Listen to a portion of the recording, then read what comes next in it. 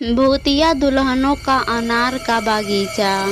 बहुत समय पहले की बात है। एक मणिपुर नाम का गांव था। उस गांव के बाहर भूतिया दुल्हनों का अनार का बागीचा था। आह, बचाओ कोई मुझे, मेरी मदद करो। कहाँ जाऊँ मैं? मुझे ये भूत जान से मार देंगे। यहीं कहीं छिप जाती हूँ। ए लड़की, कहाँ छुपी है तू मुझसे नहीं बच पाएगी। आज तेरा मौत तय है। आज तुझे हम मार देंगे। तेरा भी वही हाल होगा जो बाकी के दुल्हनों के साथ हुआ है। मोना नाम की दुल्हन अनार की बागीचे में भूतों व चुड़ैलों से डरकर छिप जाती है। उसे डरा हुआ देखकर भूत और चुड़ैल जोर जोर से हंसने लगते हैं। मोना डर के मारे कांपने लगती है और घबराकर अपने आसपास देखती है। तभी उसकी नज़र अनार के पेड़ के डालियों पर पड़ती है, जिसके नीचे वह भूतों और चुड़ैलों से डरकर छिपी होती है। उस अनार के पेड़ पर बहुत सुंदर दुल्हनों की कटे सर लटके होते हैं। दुल्हन की इतना ज्यादा कटा हुआ सर। अरे वाह, हा। तू तो वहीं आ गई जहाँ पर तेरी मौत लिखी है। और ध्यान से देख ले ध्यान से अनार के बागीचे में। ध्यान से देख ले अनार के पेड़ को। इस पर कितनी सुंदर दुल्हनों की कटे हुए सर लटके हैं। अब तेरा भी वही हाल होगा जो इन दुल्हनों के साथ हुआ है। हा। तू अब मरने के लिए तैयार हो जा लड़की। आज तेरी मौत पक्का है। मैं बेचारी दुल्हन, मैं तुम्हारे सामने हाथ जोड़ रही हूँ। मैंने तुम दोनों का क्या बिगाड़ा है? मुझे छोड़ दो, मुझे यहाँ से जाने दो। आज मेरी शादी है, कृपया करके मुझे जाने दो। हम दोनों तुझे नहीं छोड़ सकते। आज तेरी शादी होनी थी, अब तेरी शादी नहीं होगी क्योंकि आज तू मर जाएगी। इतना कहकर भूत और चुड़ैल मोना दुल्हन को तलवार से मार डालते हैं और उसे अनार के पेड़ पर टांग देते हैं। उस अनार के बड़े से पेड़ पर एक और दुल्हन की लाश लटक जाती है। देखो, अब हमारी अनार की बागीचे की शोभा और बढ़ गई। अब हम बाकी दुल्हनों को नहीं छोड़ेंगे। हा। सही कह रही हो तुम। अभी तो हमें बहुत सारी दुल्हनों को मारना है। आखिर ये दोनों भूत और चुड़ैल कौन थे जो दुल्हन लड़कियों को मारने में बहुत ही माहिर थे? आखिर ये दोनों क्या चाहते थे? क्या दुल्हन लड़कियों को मारने के पीछे कोई राज छिपा था, या भूत व चुड़ैलों की कोई नया मजाक था? आखिर क्यों ये दोनों भूत व चुड़ैल अपने ही अनार के बागीचे में दुल्हन लड़कियों को मारकर पेड़ पर क्यों लटका देते थे? ये जानने के लिए हमें कहानी के शुरुआती भाग में जाना पड़ेगा, जहां बूढ़ा रमेश और सरोज अनार के बागीचे से अनार इकट्ठा करते हैं। सरोज, मैंने पके हुए अनार तोड़ लिए हैं और तू अच्छे से अनार का जूस बना देना ताकि सीमा बिटिया पी ले। उसे अनार का जूस बहुत ही ज्यादा पसंद है। ठीक है जी, मैं अच्छे से बना दूंगी, आप बेफिक्र रहिए। फिलहाल आप ये अनार की टोकरी भी ले चलिए।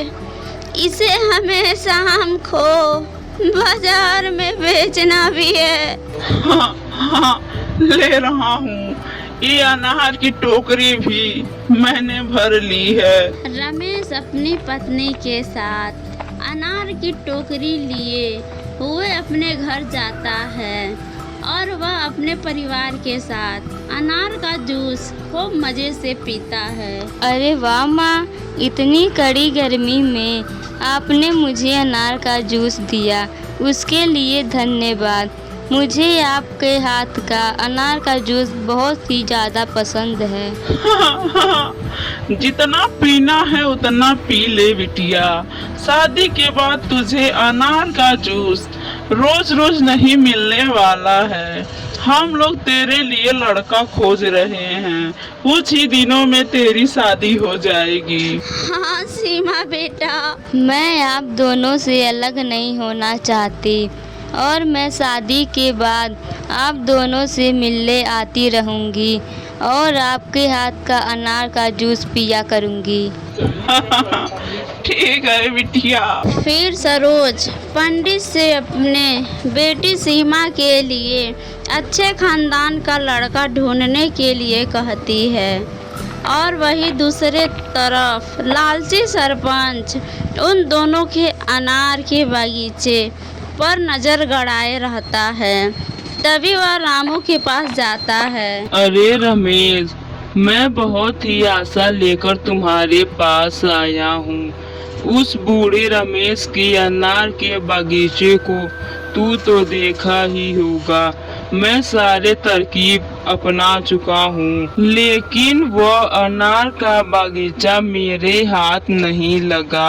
अब तो तुम्हें ही कुछ करना होगा। पर मैं क्या कर सकता हूँ? तुम्हें सिर्फ उन्हें बेवकूफ बनाकर उनकी इकलौती बेटी सीमा से शादी करना होगा। शादी करने के बाद उस अनार के बागीचे के कागजात पर कब्जा करना होगा। और तुम चिंता न करो, मैंने तुम्हारे लिए 4 पेटी तैयार कर रखा है। ठीक है सरपंच जी, मैं ये आपका काम अवश्य करूँगा, जैसा आप चाहते हैं। इतना कहकर फिर सरपंच चला जाता है। उस लड़की के रिश्ते के बारे में पता चलता है तो रामू पंडित को बहुत ज़्यादा पैसे देकर खरीद लेता है और अपने लिए उनके घर रिश्ता भेज देता है। पंडित रामू की बहुत तारीफ करता है और बहुत ही अच्छी अच्छी बातें रामू के बारे में बताता है, जिसे सुनकर रमेश अपनी इकलौती बेटी सीमा की शादी रामू से करने के लिए तैयार हो जाता है।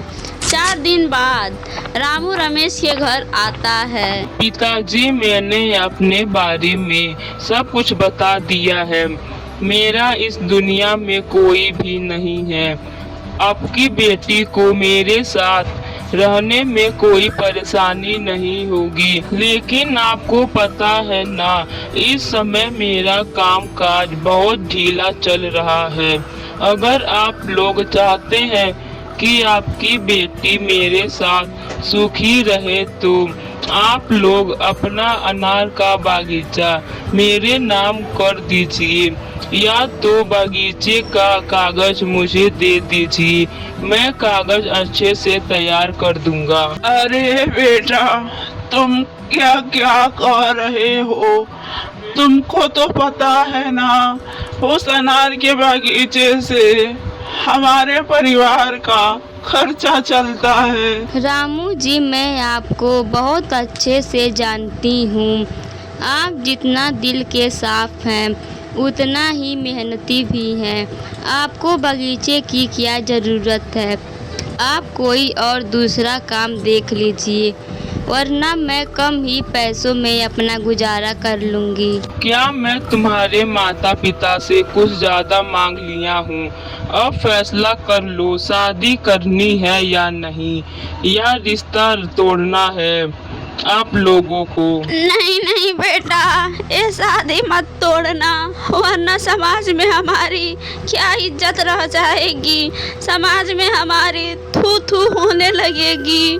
सुनिए जी, अनार के बागीचे के पीछे हम अपनी बेटी की ज़िंदगी नहीं बर्बाद कर सकते। अनार के बागीचे को दे दीजिए। ठीक है, शादी खत्म होने तक मैं कागजात ढूंढता हूँ। पता नहीं कागज कहाँ रख दिया है? ठीक है, आप कागज ढूंढिए, तब तक मैं शादी कर लेता हूँ। कुछ ही दिनों बाद उन दोनों की बहुत ही धूमधाम से शादी हो जाती है और रमेश जैसे ही अनार के बागीचे का कागज रामू के हाथ में देता है, वैसे ही रामू जोर जोर से हंसने लगता है और अपने गले से फूलों की माला को तोड़कर फेंक देता है। मेरा काम तो हो गया, हा हा हा। अब मुझे यहाँ से चलना चाहिए। सुनो, मैं इस शादी को नहीं मानता और इस शादी को तोड़ता हूँ, और ना ही मैं तुम्हारा पति हूँ और ना ही तुम मेरी पत्नी हो। तभी वहाँ पर सरपंच भी आ जाता है। शाबाश रामू, शाबाश, आखिरकार तुमने मेरा काम कर ही दिया।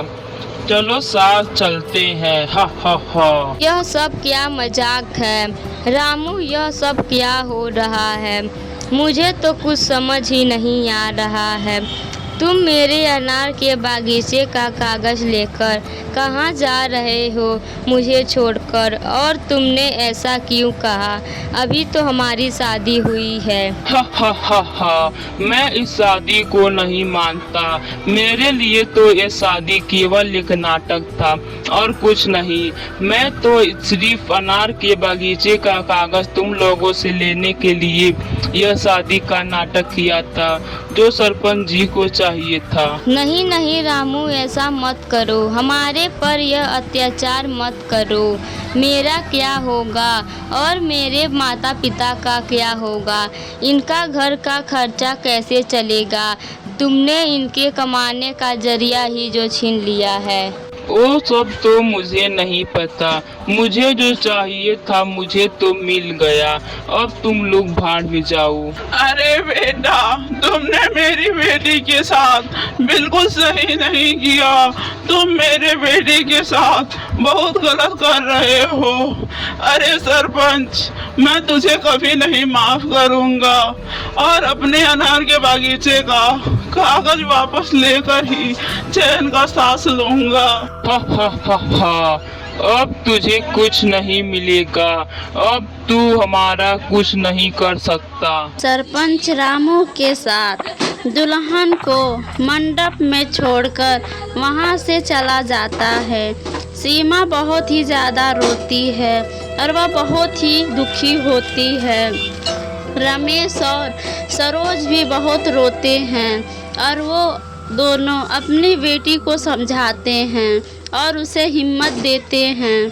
रात हो जाती है और सीमा बहुत उदास थी, उसे नींद नहीं आ रही थी। शादी करने के बाद दुल्हन अपने ससुराल जाती है और मैं अपने माता पिता के खुशियों की गुनहगार हूँ और अब उन लोगों पर और बोझ नहीं बन सकती, उन लोगों को और बेइज्जती नहीं करा सकती। इसलिए माता पिता और अब आप लोगों को छोड़कर जा रही हूँ, आप लोगों से बहुत दूर। हो सके तो मुझे माफ़ कर दीजिएगा। सीमा जहर खाकर आत्महत्या कर लेती है और अपने माता पिता से बहुत दूर हो जाती है। और जब रमेश और सरोज को अपनी बेटी का लाश बिस्तर पर पड़ी दिखाई देती है तो वह अंदर से बहुत ही ज़्यादा टूट जाते हैं और गुस्से से सरपंच के पास पहुंच जाते हैं, जहां पर उनका दामाद भी मौजूद था और वहां वो लोग खूब मज़े से पार्टी कर रहे थे। अरे ओह, अब तो मेरे पास पैसा ही पैसा है। अब तो मेरे पास किसी चीज़ की कोई कमी नहीं है। ओहो, सास ससुर जी आए हुए हैं, क्या बात है। ओहो, आइए आइए, आप लोग भी आइए और कोल्ड ड्रिंक पी लीजिए। अपना बेवकूफ़ी वाली बात बंद करो।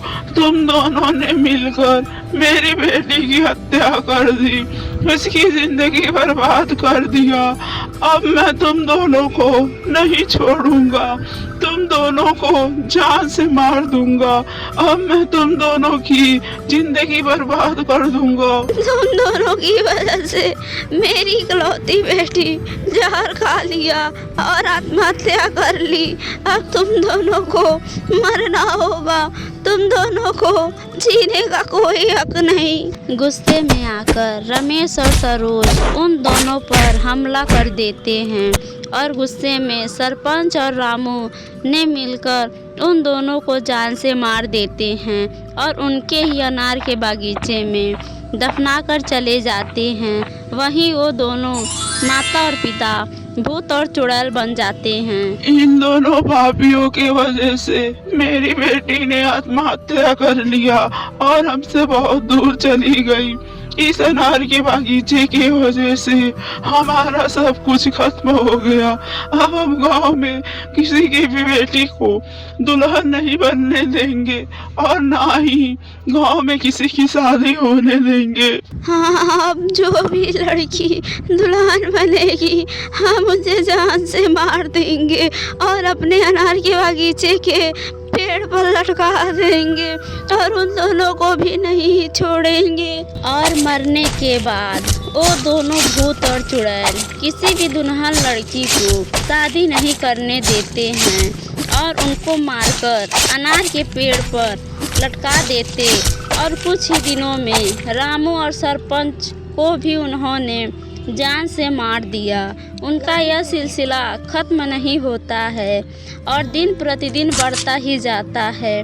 और सरपंच की पत्नी ये सब देखकर गांव में एक तांत्रिक बाबा को लाती है। तांत्रिक बाबा, अब आप ही हमारे गांव की लड़कियों को मरने से बचा सकते हैं। अब आप ही कोई उपाय निकालिए और हमारे गांव की रक्षा कीजिए। और हम तो अपने पति को नहीं बचा पाए, लेकिन अब और किसी की जान नहीं जाने देंगे। तुम चिंता मत करो बेटी, मैं सबकी रक्षा करूंगा और किसी को मरने नहीं दूंगा। मैं अपनी आंतरिक दृष्टि से भूत चुड़ैलों की कमी पहचान सकता हूँ। भूत चुड़ैलों से बात करना मेरे बाएं हाथ का खेल है। तांत्रिक मंत्र का जाप करके भूत और चुड़ैलों की सारी घटना को जान लेता है और अपने मंत्र का जाप करके उनके बेटी की आत्मा को बुला लेता है। तांत्रिक बाबा, तुमने क्यों बुलाया मुझे? लगता है तुम्हें कुछ पता नहीं है कि तुम्हारे उनसे दूर जाने के बाद तुम्हारे माता पिता ने क्या किया। इस गांव के सभी दुल्हन लड़कियों को मारकर उसी अनार के बगीचे में अनार के पेड़ पर लटका दिया जो कभी तुम्हारा परिवार का हुआ करता था।